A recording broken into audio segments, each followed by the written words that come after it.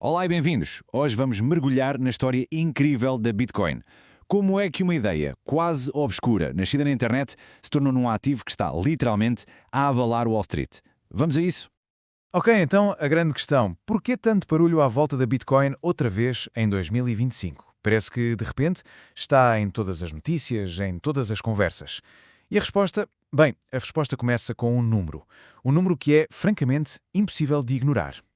É este o número. Mais de 120 mil dólares por uma única Bitcoin.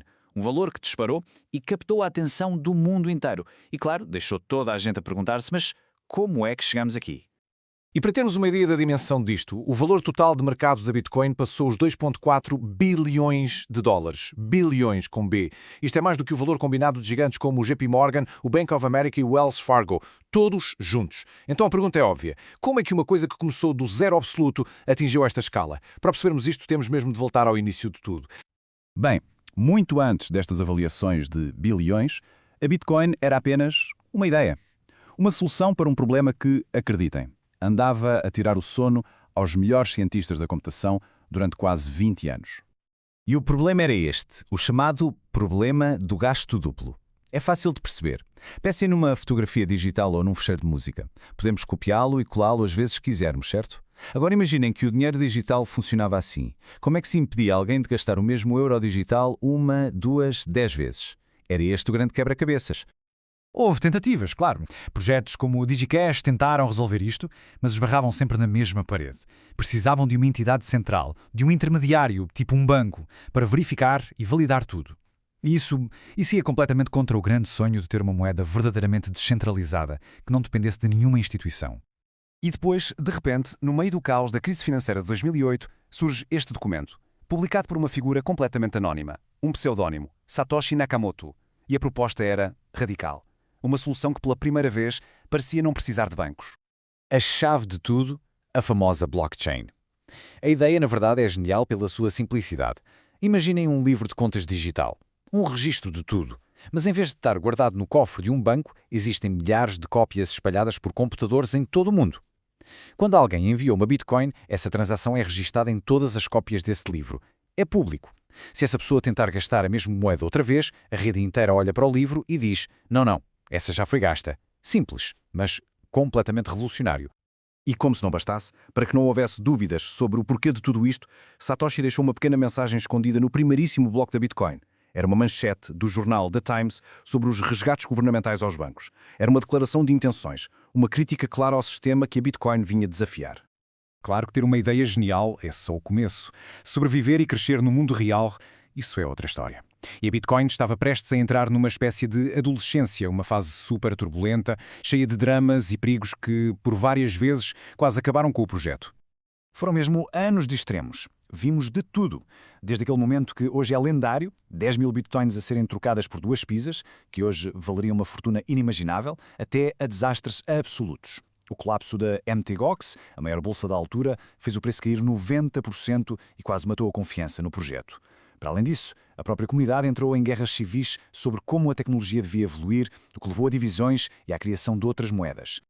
Mas, por baixo de todo este caos, havia um mecanismo silencioso, programado no próprio código da Bitcoin, a funcionar. A cada 4 anos, mais ou menos, a quantidade de novas Bitcoins criadas é cortada para metade. É um evento chamado halving. O que isto faz é criar um choque de oferta. Menos Bitcoins novas a entrar no mercado. Historicamente, foi sempre depois destes halvings que vemos as maiores subidas de preço. E depois de sobreviver a essa adolescência conturbada, a Bitcoin começou a amadurecer. Deixou de ser só um brinquedo para geeks e criptoanarquistas e começou a aparecer no radar de quem realmente manda no mundo do dinheiro, Wall Street. De repente, o jogo mudou. Começámos a ver empresas gigantes, como a Tesla ou a MicroStrategy, a colocar milhões de dólares dos seus balanços em Bitcoin.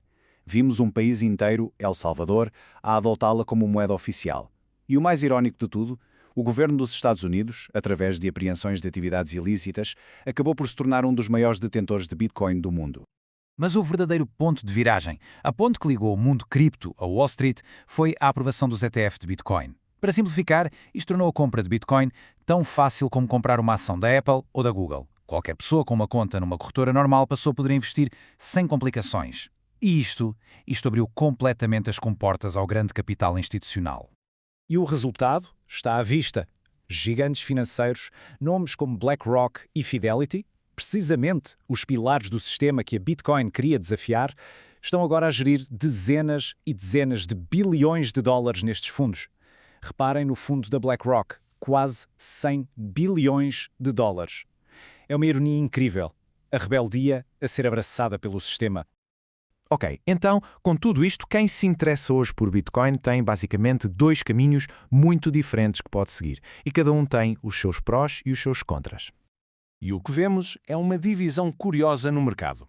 Mesmo com toda a facilidade dos ETFs, a maioria das pessoas que investe, cerca de 61%, ainda prefere o método original, o método raiz, ter as suas moedas sob o seu próprio controlo.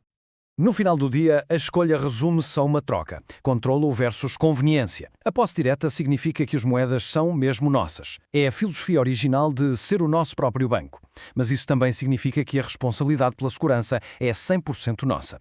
Já o ETF é muito mais simples. É familiar, a segurança é tratada por uma grande empresa, mas as moedas não estão verdadeiramente na nossa posse e, claro, pagamos taxas por esse serviço. E tudo isto leva-nos à grande questão, talvez a questão central para o futuro da Bitcoin. Ela nasceu para ser uma alternativa, um desafio a um sistema financeiro que muitos viam como falhado. Agora que está a ser cada vez mais integrada e aceito por esse mesmo sistema, o que é que isso significa? Estará a cumprir a sua missão ou a trair o seu propósito original? É uma pergunta que fica no ar.